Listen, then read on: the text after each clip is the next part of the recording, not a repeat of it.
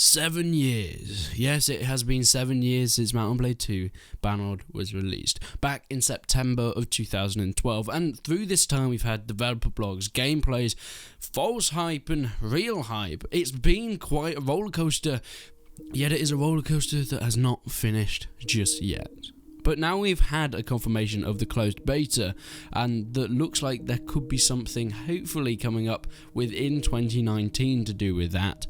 I'm going to go back and look at the journey, because of course it is all about the journey. Let's head back to September of 2012. Hey guys, I'm a really cool 13-year-old kid here. Nice to meet you. My name is Jacob, and the YouTube channel Resonant won't exist for another 2.5 years, so we can't actually do anything here. Of course, prepubescent me did not have a YouTube channel back then. Otherwise, of course, I would be milking Bannerlord for all its goodness back then as well. Alas, we head back to 2012, when Tailwoods actually released Mount & Blade 2 Bannerlord along with some gameplay that, my god, when this came out, the hype was real. I mean, this was only 2 years after the release of Mount & Blade Warband, which you might think nowadays seems absolutely insane. How can they announce something 2 days after Warband? And I feel like this is one of the reasons that developers don't do it. Because when they do it, it takes 7 years for anything to go anywhere. But after that, not much happened. I mean, September is close to the end of 2012, so we're going to move into 2013 now, where we get our first glimpse into Karadia. We get some screenshots here which really show us what could be coming up in the future. I mean, I remember when these screenshots came out, and my god, I thought these were pretty awesome. You can see the sort of Azurai type factions here. This guy looks like he's more in the Empire on his horse, and yeah, it is very basic at the moment. The graphics are a lot better than Warband's, but not really anything like what we've seen so far, but it looks good looking into the architecture, and the cities and the villages just seem so much more dead in this. You can see the improvement as it's gone along. I mean, there's one guy in the background of this screenshot. There's a lot more that can happen, and of course still in the basic areas here, so we're still looking at concept art.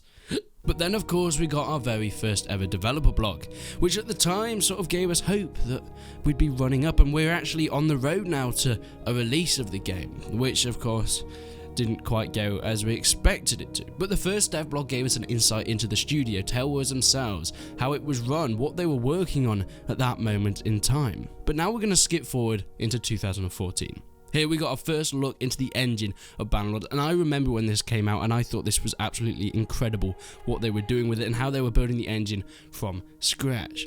How it would be completely changed from Warband and how the maps would work and look. You got to look and fly around the world, the graphics, the enhancement on them, the weather effects, looking into the textures as well, and sort of a look into what I believe went on to be the editor for Mount & Blade Warband that people will be able to edit their own maps with, putting in assets, putting in textures, putting in fences, trees, architecture, everything you can think of. But at this point in time, it looks like things were coming along quite well, but little did we know this was very basic bones. I mean, Jesus Christ, 2014, that seems like quite a long time ago now. I mean, it says it all. This was the time when they still had the will to give dev blogs amusing names before it got a little bit out of hand, and then they had to resort to the widely accepted view that the game wasn't coming out anytime soon, and they might as well use numbers from now on before they run out of puns. I mean, look at these titles.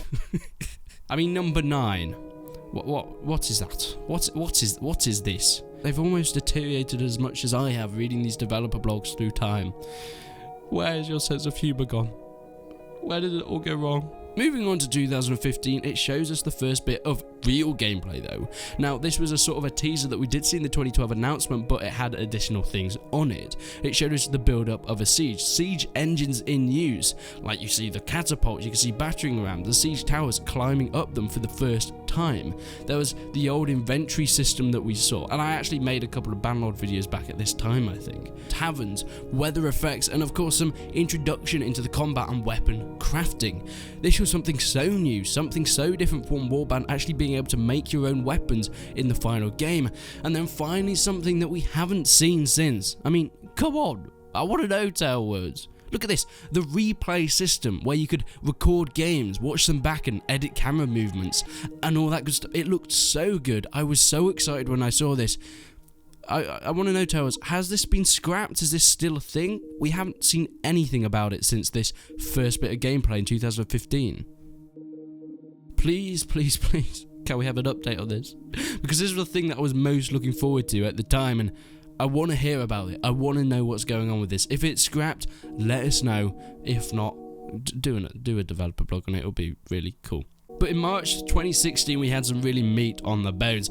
40 minutes of gameplay was shown at PC Gamer weekend event in London. We saw our first real look into the Mount and Blade Bannerlord's single player with your boy Frank walking us through the world, going into cities, showing us NPC interactions, quests, bandits, how you can tax people, how you can fight bandits, weapon crafting, going out of the world and fighting with a rabble of men as you would normally at the start of points of any Mount and Blade game, but then of course progressing and finally looking into some of the massive field battles, and the gameplay was incredible. Seeing so many men on the same battlefield being commanded by the troops, but of course looking into some of the new AI commanders as well, how they put their men on top of the hill and charged down with the cavalry, seeing the ragdoll effects as people absolutely went flying on the battlefield, taking a look at the new commands and orders that you could give to your troops. March of 2016 was a real push for Bannerlord in showing us something new.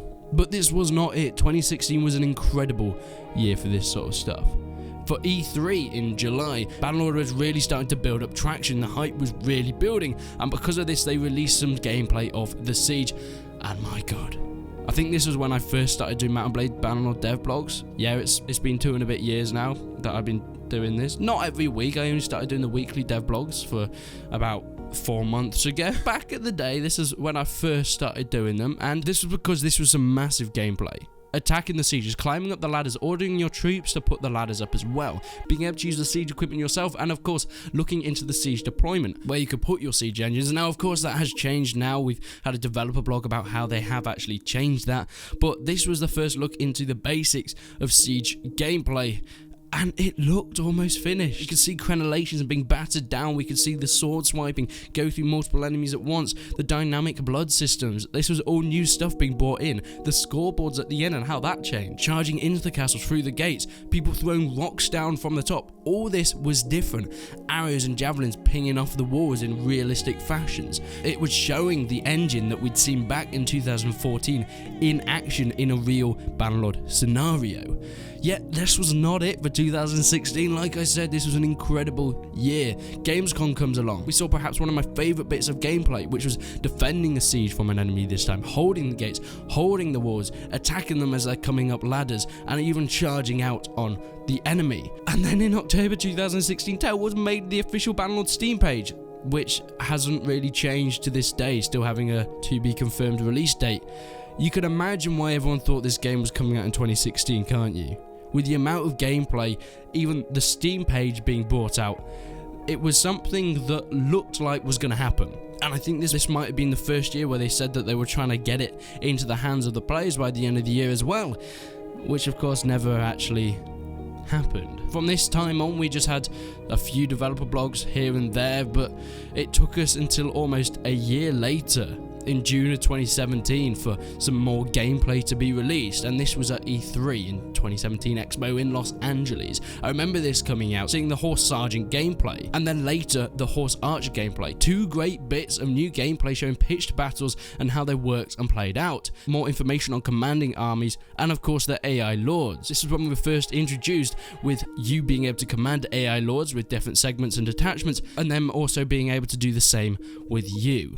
This was very different, and this was something new, and it still seemed like it was coming very soon, and once again telling us that it would be in our hands, hopefully by sometime that year. It is my favourite time of the year, the summer. We get E3 and Gamescom and the PC Gamer weekend, which before Bannerlord showed up at every time. Now it seems like they're only really doing Gamescom, which I think they did say they're doing this year as well, but once again, not E3. Gamescom, we were able to see the Captain mode for the first time. This was a new game mode, inspired perhaps by the Commander battle in Mount & Blade Napoleonic Wars, where you're able to control units, capture points, but you could choose if you wanted to be archers, cavalry, or infantry. You'd be able to issue formations and orders to your guys against other players that would also have their own squad. something rather new for the native side. We'd seen that in Napoleonic Wars on a different type of gameplay battle because that was majoritively skirmished battles, but this was a full-out battle where you're commanding AI as your lord. And of course, people were able to go and play the game at the time. Some amazing new gameplay came out, some amazing new content I was able to make.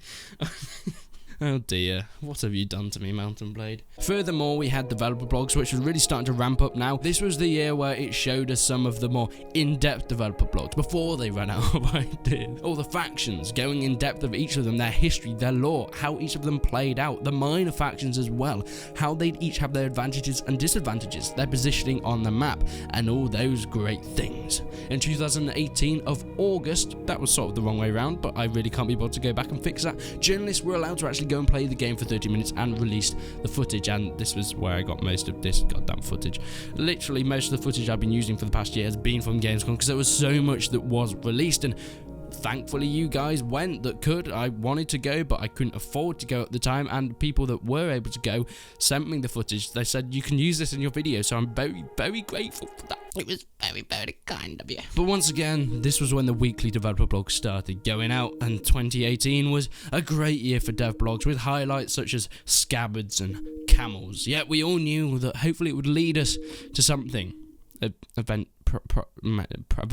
no problem. And finally, we bring ourselves all the way back to 2019 with great dev blogs coming in such as the Conversation Camera and Reigns. Some of these have been a bit ridiculous looking back at them. We do now have confirmation of the closed beta now, so I guess it sort of all makes up for it. But that's my take look back at Mount & Blade 2 Bannerlord, what we've had in the past 7 years of its time. Is there anything important that I missed? I think I covered most of the major points. There were of course smaller bits in between in dev blogs. There were hundreds of dev blogs that you can go back and look if you look on the Tailwoods website, or even just the videos on this channel. But thank you so much for watching. Make sure you hit that subscribe button if you haven't already. We're trying to get to 1 subscriber by tomorrow, so I really hope we can get that at this point. But thank you so much for watching, and until then guys, I will see you in the next one.